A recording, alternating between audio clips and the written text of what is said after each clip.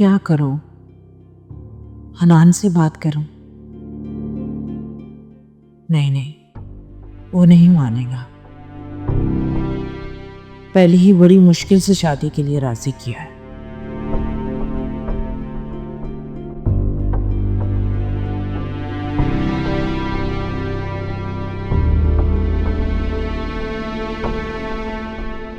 अस्सलाम वालेकुम मम्मी। क्या बात है, अभी तक जाग रही हैं, सोई नहीं? तुम्हारा इंतजार कर रही थी बेटा। क्या बात है, परेशान लग रही हैं। नहीं बेटा, परेशान तो नहीं हूँ, बिल्कुल ठीक हूँ मैं। तुम्हें कोई वहम हो रहा है। वो मालिक मकान आया था आज, नाराज हो रहा था काफी। कह रहा था कि पिछले महीने भी किराया नहीं दिया और अभी भी इतना लेट हो गए आप लोग।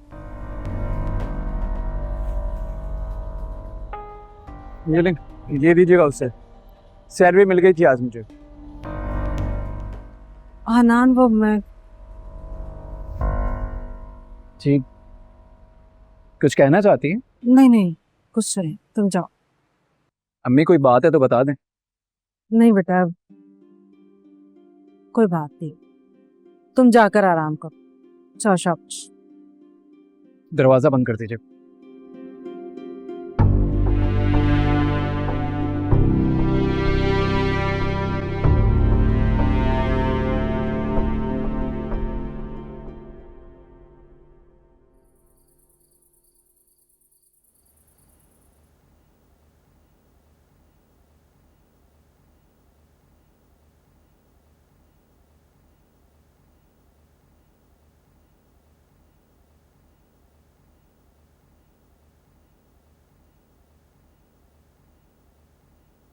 मॉम, डैड, मुझे बात करनी है आप लोगों से। मैंने जो हरकत की थी वो गलत थी।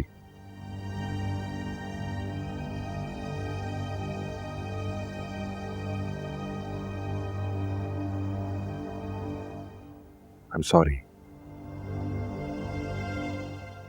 शुक्र है तुम्हें एहसास तो हुआ।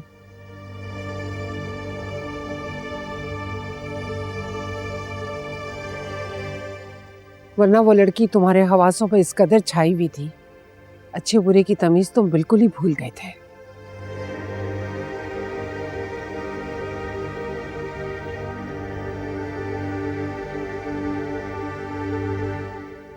एक्चुअली अलीजे ने ही मुझे रियलाइज करवाया कि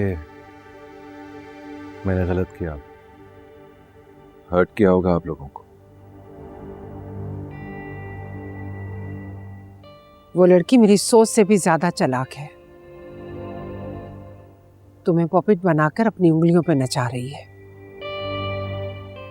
मामा, आप अलीजे के लिए इतना बदगुमान क्यों हैं? उसने तो ऐसा कुछ भी नहीं कहा।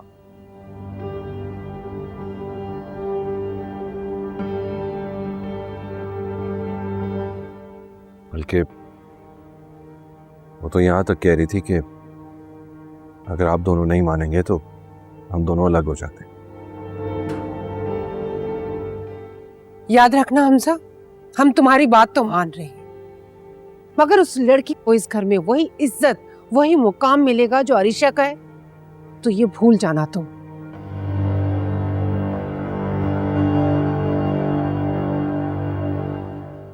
ना ही वो मेरी मनचाही है, ना ही मैंने उसे दिल से कबूल किया है।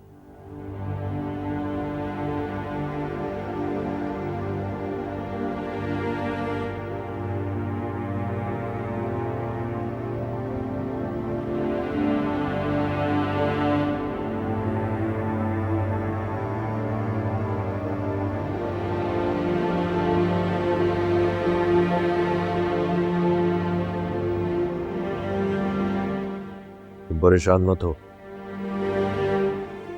मैं उसको समझा दूंगा।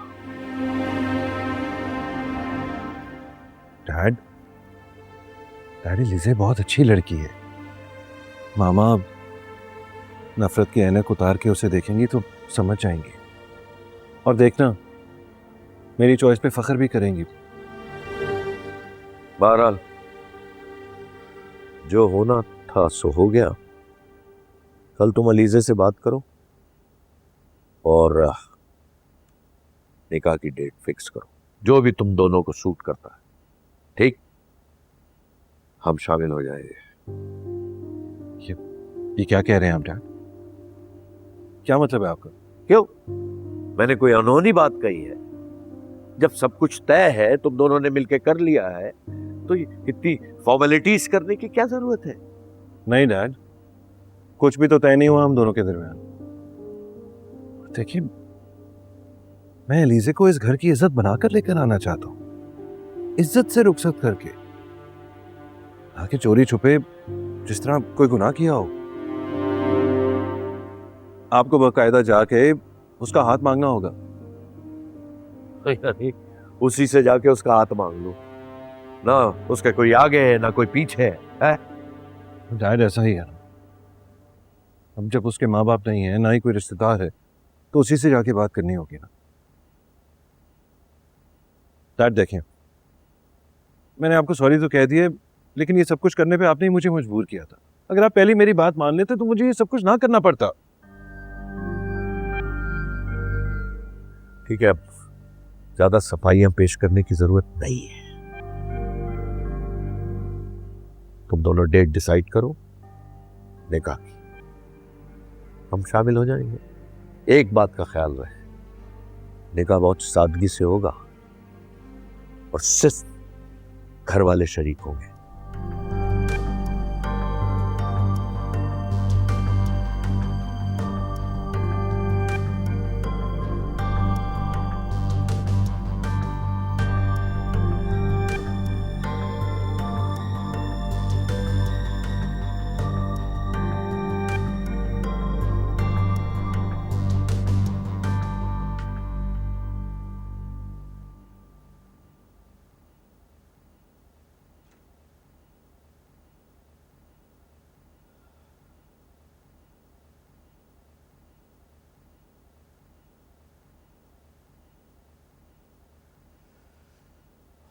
देखो अरमीन, हमजा चाहता है कि हम उस लड़की के घर जाएं और रिश्ते की बात करें। मैं मर जाऊंगी मगर उस लड़की के घर नहीं जाऊंगी। देखो अरमीन, हमें जाना पड़ेगा और रिश्ते की बात भी करनी पड़ेगी। इस वक्त वो लड़की बाजी जीत रही है, लेकिन ऐसा होगा नहीं। एक बार उस लड़की को तुम इस घर में आने दो, फिर जैसा चाहे उसके साथ सलूक करना, जो भड़ासे है ना अपनी निकाल लेना।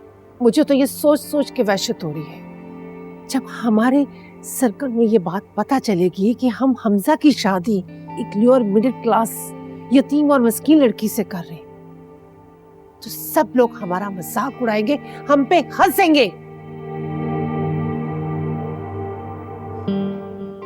बच्चों की बेवकूफियों की कीमत आखिर में माँ बाप को ही अदा करनी